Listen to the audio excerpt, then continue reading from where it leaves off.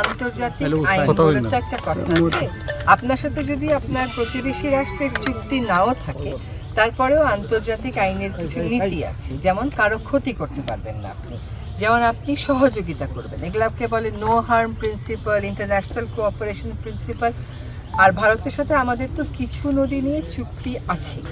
সে প্রেক্ষিতে আমার উত্তর হবে যে হ্যাঁ, উজানের দেশের উপরে যারা উজানের দেশ, তাদের ভাটির দেশকে জানানোর কথা, যখন এরকম অস্বাভাবিক বৃষ্টিপাত হয় বা পানি ছেড়ে দেওয়ার দরকার হয়, আগে একটু জানিয়ে দিতে হয়, তাহলে একটু প্রস্তুতিটা রাখা যায়, অন্তত মানুষজনগুলোকে সরিয়ে নেওয়া যায়।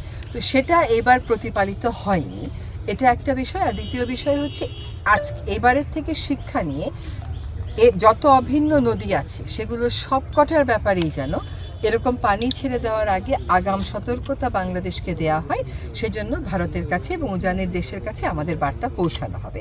আপনারা দেখেছেন যে গতকাল আমাদের প্রধান উপদেষ্টা মহোদয় ভারতের হাই কমিশনের সাথে মিটিংয়ে বসেছিলেন, সেখানেও এই বিষয়টা উত্থাপিত হয়েছে।